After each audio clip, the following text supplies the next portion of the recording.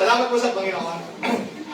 Dahil pa, sabi tuloy ako, dahil minsan pa ay patuloy tayong binigyan ng lakas at buhay ng Panginoon. Binibigyan tayo lagi ng pag-asa sa puso. Binibigyan tayo lagi ng katatagan. Binibigyan na tayo ng kaaliwan at kapayapaan sa lahat ng oras. Kaya salamat po sa ating mabuting Panginoon Diyos sa lahat na patuloy na sumasa atin. Kaya naman po, sa araw po na ito, akin pong pinasasalamatan ng Diyos sa panibagong mga aral niya na matututunan natin na patuloy na magbibigay ng lakas sa atin sa araw-araw. At patuloy na magbibigay ng pag-asa sa atin na sa buhay na ito, alam natin lagi natin kasama ang Panginoon. Kaya po ang title ng ating mensahe ay pinamaganda, When We Praise, God Dwells. Kapag tayo nagpupuri, sa ating pagpupuri, nananahan ang Diyos. Amen? Kaya tayo po nanalangin. Aming Diyos, maraming pong salamat sa araw po nito, sa kalakasan, sa buhay, pinagalaman po sa amin. Salamat po dahil muli kami nagkatipon-tipon upang tumanggap ng iyong mga salita at higit sa lahat magkaroon ng isang panibagong sigla, kapahingahan dahil sa presensya mo, O Diyos, na nagbibigay sa amin ng kapayapaan. Aming Diyos, katagpuin niyo po kami. Buksan niyo po ang aming puso at isipan sa iyong salita. Mangusap ka sa amin, aming Diyos. Huwag niyo pong hayaan na anumang gawa ng kaaway ang siyang umahad lang sa aming pong pakikinig, kundi hayaan mo na maituon ang aming mga puso at isip upang lubos namin tanggapin ang pagpapala ng iyong salita. At ito'y tunay na maitanim sa ikaputuran ng aming mga puso at magkaroon po ng mas matatag, malagong buhay espiritual ang bawat isa. Salamat po sa banal na Espiritu na nangunguna sa amin sa mga oras na ito dahil ang pangako mo sa amin 2 o 3 nagkatipon sa pangalan mo, ang presensya mo ay nasa amin, kalagitnaan. Nawa po sa mga oras na ito, maunawaan namin na mahalaga ang pagpupuri, mahalaga ang pagsamba sapagkat sa pagpupuri nananahan ng iyong presensya. Sa iyo po lahat na pagpupuri, pasalamat. Ito pong aming dalangin sa pangalan ni Jesus. Amen. When we praise, God dwells. Ang sabi po sa English, but you are holy, enthroned in the praises of Israel. Ibig sabihin po nito, dahil ikay banal, ang iyong presensya, ang iyong pananahan ay nasa pagpupuri ng iyong bayan. The Israelites, the chosen nation of God. Sila po ay tinatawag na bayan ng Diyos. At bagamat ito ay, ang binanggit dyan, specifically is Israel, ito'y paalala sa ating lahat na kung paano nagpupuri ang bayan ng Diyos noong panahon na yon at sa kanilang pagpupuri, naroon ang presensya ng Diyos, pinapaalala rin po sa atin sa mga oras nito na sa ating pagpupuri, dumarating ang presensya ng Diyos. Na sa ating pagpupuri, nananahan ang presensya ng Diyos. So when there is praise, there is God's presence. When there is worship, there is God's presence. Kaya pag tayo ay punong-puno ng pagpupuri, punong-puno rin tayo ng presensya ng Diyos. Because when there is praise, when there is worship, God dwells. Amen po ba? Amen. Kaya, why is praise? Ito po yung objective natin sa araw na ito. Why is praise important in the life of a believer? Bakit po ba ang pagpupuri ay mahalaga sa buhay natin ng mga mananampalataya?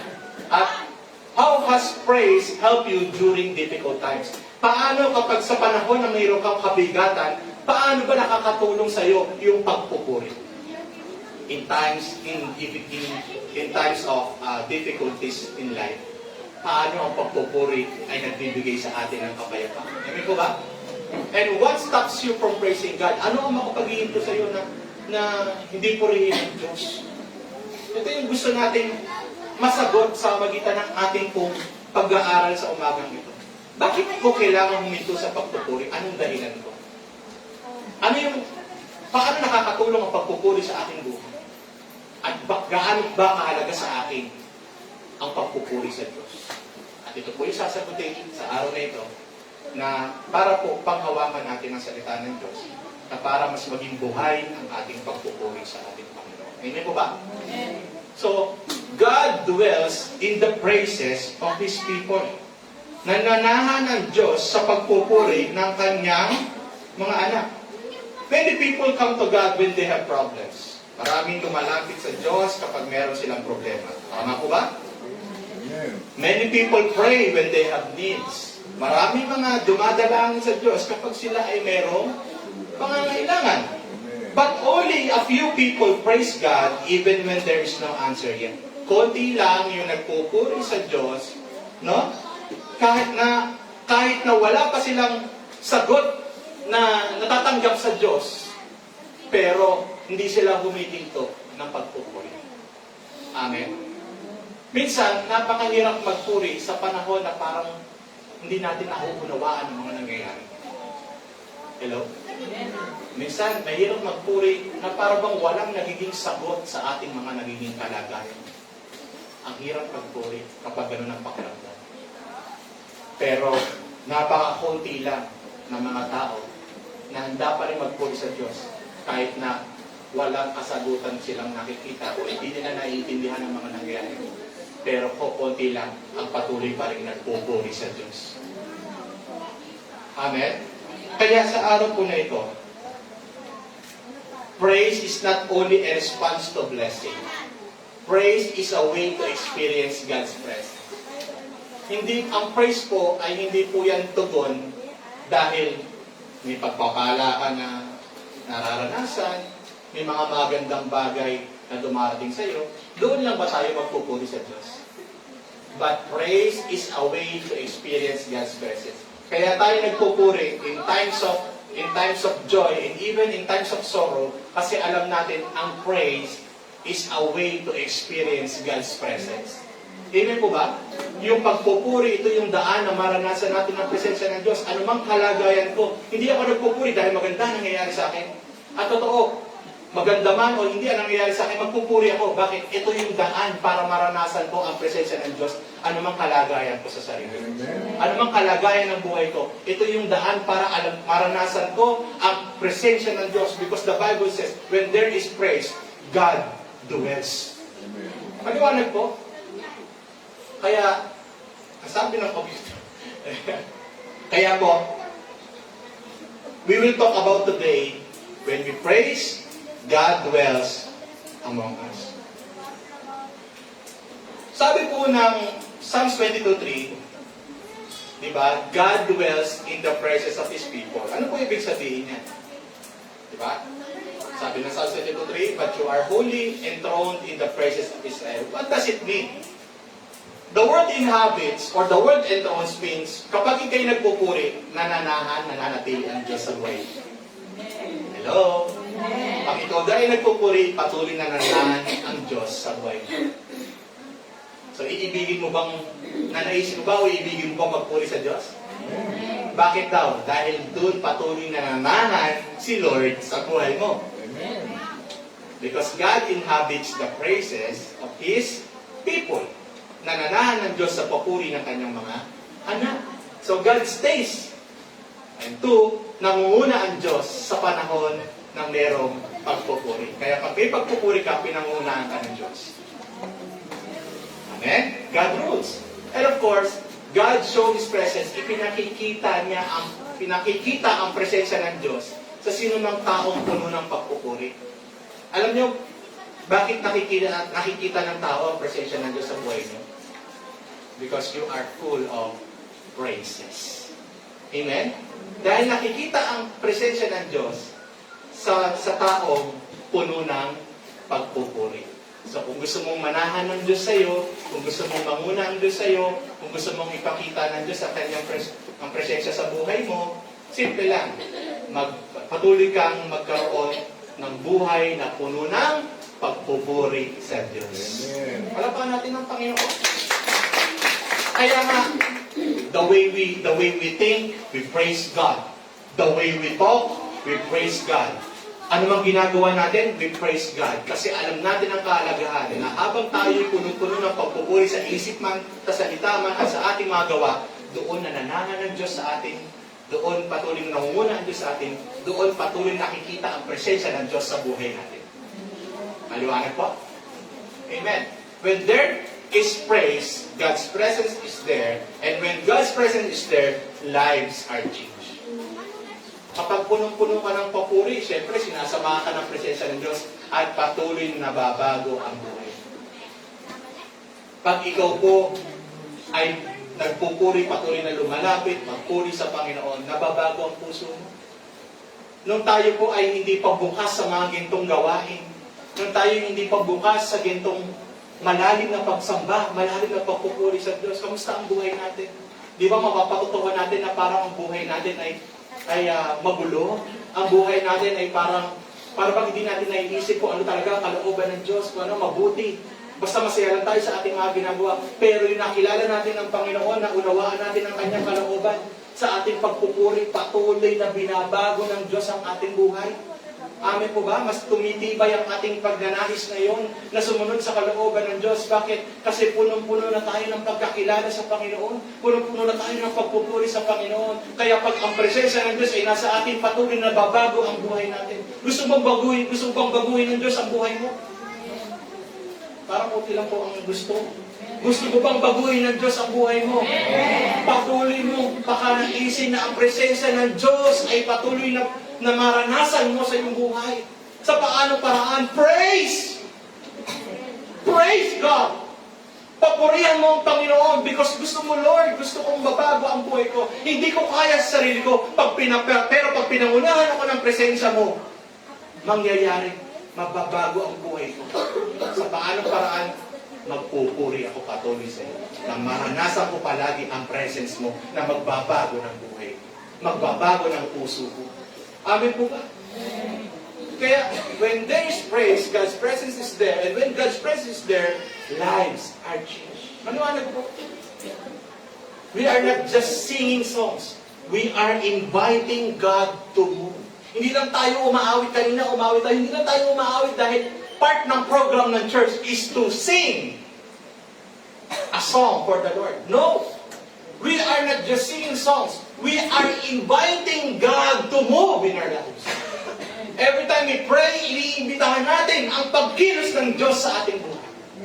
Every time we pray, iniimbitahan natin ang paggalaw ng Diyos sa ating mga buhay. Hello? Kaya sa ating pagpupuri, nandoon ang Diyos. Sabi mo sa tayo mo sa pagpupuri mo, nandoon ang Diyos. Amen? Kaya hindi ka mapapagod magpuri. Kasi alam mo, every time na may pagpupuri, nandoon si God. Amen? Hapon, ako yung natutuwa.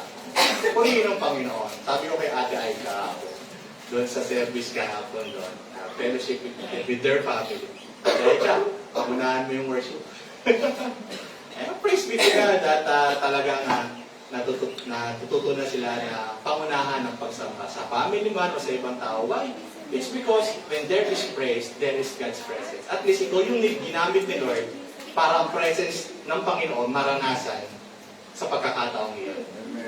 Kasi inuna mong unahin ang pagpupuri sa Panginoon. Kapag inuna natin unahin ang pagpupuri sa Panginoon, sinasamahan tayo ng presensya ng Panginoon. Para kahit nasaan tayo, nandoon ang presence ni Lord. Amen po? Praise God. Kaya, mga kapatid, patuloy nating imbitahan sa buhay natin. Patuloy nating imbitahan sa buhay natin ang presensya ng Diyos sa pagpupuri natin palagi, araw-araw sa Panginoon. Amen po? Second, praise does not depend on our situation. In Acts chapter 16 verse 25, but at midnight, Paul and Silas were praying and singing hymns to God. And the prisoners were listening to them. Ano po yung kalagayan nila during that time? Yung kalagayan po nila yan, sila po ay nakulong. Sila po ay sinaktan, binilanggo, at sila po ay walang assurance sa kanilang kalagayan dahil sa ginawa sa kanila. Walang katiyakan buhay nila. Sinaktan, binilanggo. Pero kahit gano'n na naging kalagayan nila, sila po ay umawit at nagpuri ng himno sa Diyos.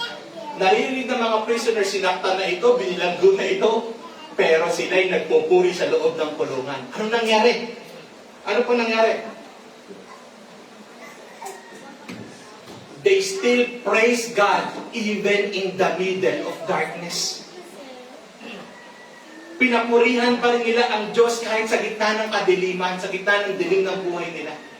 Pinapurihan pa rin nila ang Diyos.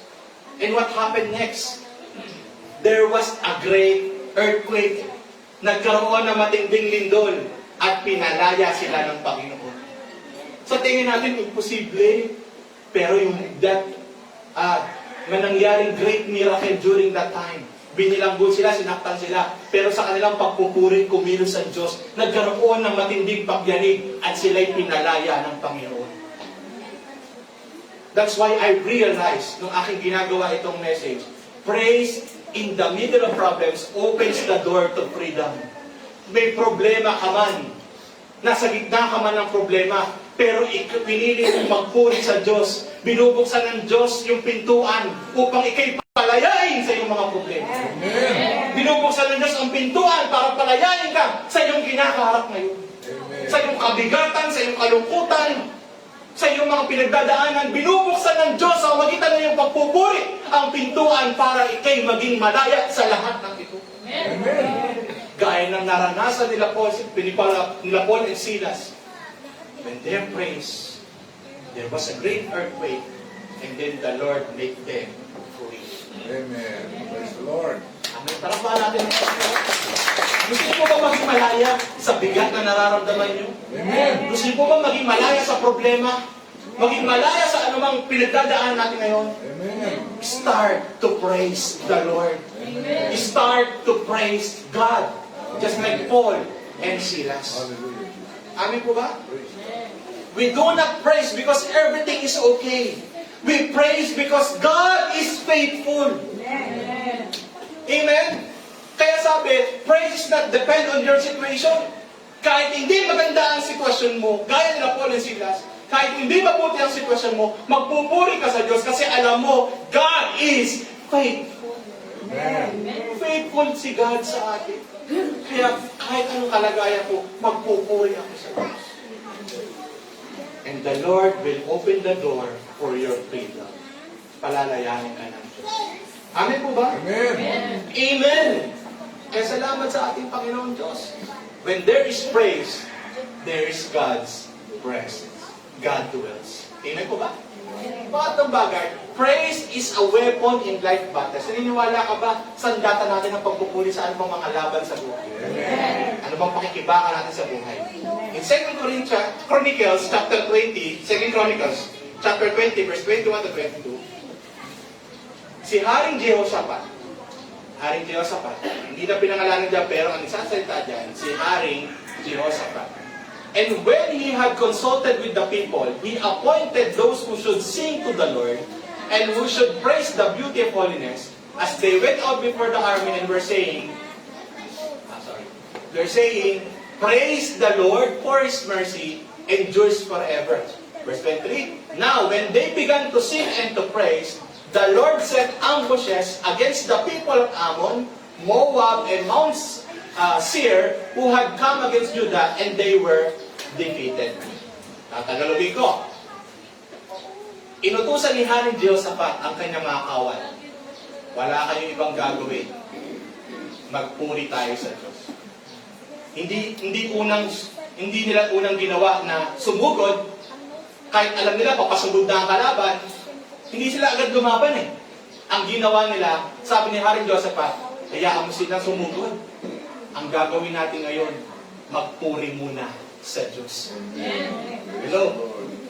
Nakita nyo, He appointed men to sing to the Lord. At ang kinanta nila, praise the Lord for His mercy endures forever. Biruin nyo, hindi nila piniling sumugod din agad. Hindi nila piniling makibaka agad. Ang pinili nila muna, bago lumaban, magpuri sa Panginoon. Ano na nangyari? Now, when they began to praise, nagpupuri pa lang sila, may ginagawa na ang Diyos sa mga kalaban nila.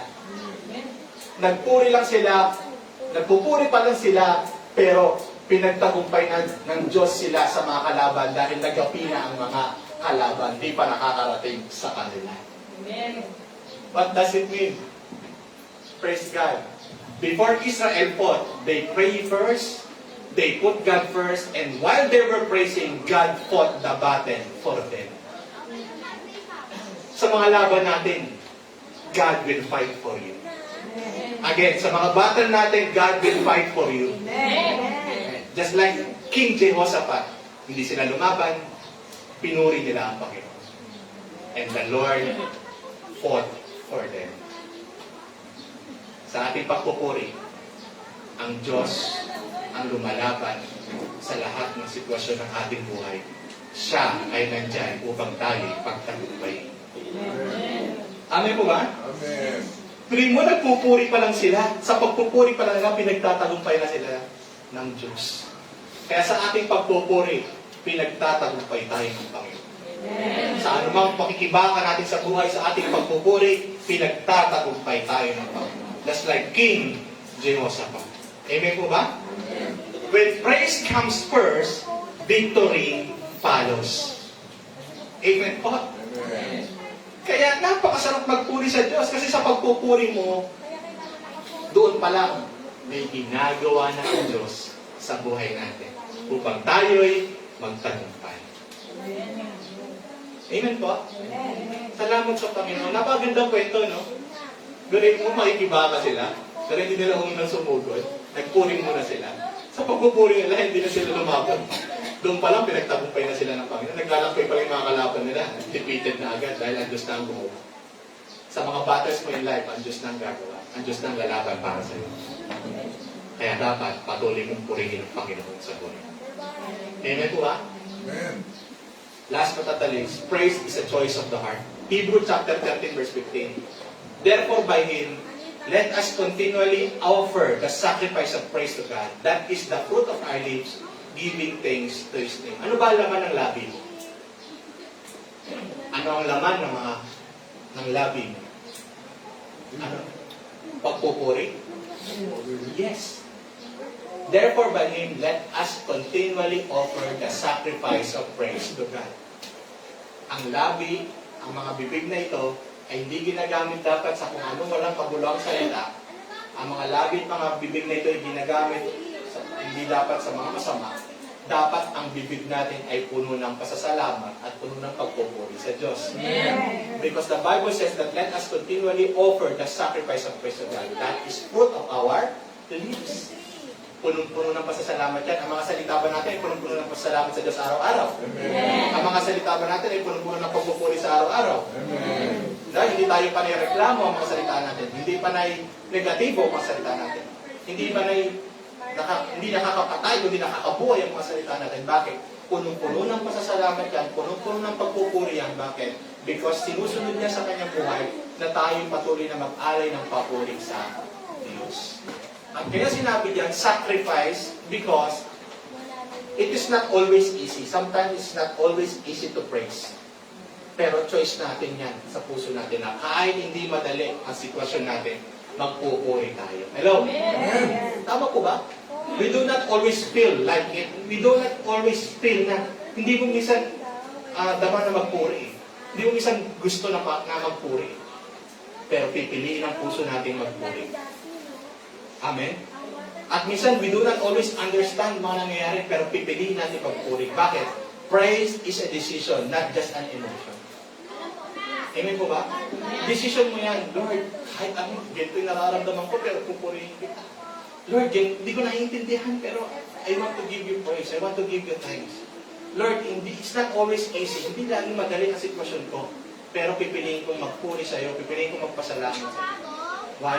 Because this is the choice of my heart. Hindi ako nananahan sa emosyon ko. Pipiliin ko pa rin sa puso na unahin. Amen? Pipiliin ko pa rin sa puso na kinalanin. Pipiliin ko pa rin sa puso kong pagkatiwalaan ka. Amen po ba? Because praise is a decision, not just an emotion. When you choose to praise God, you choose to trust. Amen po. Kaya napakalaga po ba ng pagpupuri? At sa iyong pagpupuri, nananahan ang Diyos. Kaya ito po, dito ako magtatapos mga kapatid. God dwells in the praises of His people. Amen. Nananahan ng Diyos sa ating pagpupuri. Praise does not depend on situations. Kahit anong sitwasyon ng ating buhay, magpupuri tayo. Amen. Because through this, we invite the presence of God. We invite God to move in our lives. Kaya patuloy tayo magpupuri. And praise is a weapon in life's battles. Alam natin sa ating pagpupuri, may ginagawa na ang Diyos. Amen. Alam natin sa ating pagpupuri, patuloy na tayo pinapalaya ng Diyos sa anumang gawa ng tao. And praise is your personal choice of the heart. Huwag kang mag-dwell sa emotion mo kung ayaw mo, hindi. Kahit parang feeling ko, parang hindi madali. Parang feeling ko ay hindi ko maramdaman. Pero hindi. My choice is, patuloy akong lalapit sa Panginoon upang kilalanin ko rin siya. Kasi dapat ito yung maging tunay, dapat maging tama ang choice ng aking puso. Kasi I know na when I praise, I choose to trust the Lord. Amen po? Kaya salamat po. Set time every day to praise God. Every day, ipagpupuri ka sa Diyos. Praise Him even when answers are not clear. Pagpuri ka kahit na para bang hindi malinaw ang sagot sa mga nangyayari sa buhay mo. Pagpuri ka. Why? Remind yourself, God is present when I praise. Ang Diyos ay nandyan pag ako ay nagpupuri. Amen. Amen po ba? Purihin po ang Panginoon, tayo po itumayo. Palapakan po natin si Lord. I hope sa araw po na ito, sa maikling pag-uusap, pagbubulay natin sa salita ng Diyos, anumang sitwasyon natin, lalapit tayong magpuri sa Panginoon because we choose to trust the Lord. And alam natin, God will fight for us. So all we have to do is patuloy na kilalanin ng Panginoon sa ating buhay. Tayo po'y manalangin. Itinataas ka po namin, Panginoon. Bagamat hindi po kami perfecto, pero alam namin ikaw po'y banal at tapat. Kaya patuloy ka namin itataas sa aming buhay. Turuan niyo po kami, Panginoon, na patuloy na papurihan ka kahit sa gitna ng mga pagsubok, kahit sa mga mabibigat na sandali ng aming buhay, patuloy ka namin purihin. Dalangin po namin na maging laman ng aming puso, isip, mga salita, ay pagpupuri sa iyo. Dalangin po namin, Panginoon, na kahit po sa pag-iyak, kahit sa kabigatan, patuloy ka namin pasasalamatan. Patuloy kami, Panginoon, mag-aalay ng mga pagpupuri dahil alam po namin, Panginoon Diyos, kayo din naman ang magbibigay tagumpay at magpapalaya sa amin sa lahat ng anumang kalagayan pinagdadaanan namin. Ikaw ang tunay na magbibigay sa amin ng kalayaan, ng kalakasan. Ikaw ang tunay na magbibigay sa amin ng tagumpay. Kaya po, salamat sa paalala na kapag kami, Panginoon, ay nagpupuri, pinipiling sambahin at papurihan ka, ang presensya mo, Panginoon, ay patuloy na nahan, nangunguna, at patuloy nakikita sa aming buhay. Kaya salamat po sa mga mensahe mo sa amin sa araw na ito. Lord, dwell in our praises. Dwell in our hearts, Panginoon. This is our prayer. In Jesus' name we pray. Amen and amen. Thank you po. Thank you.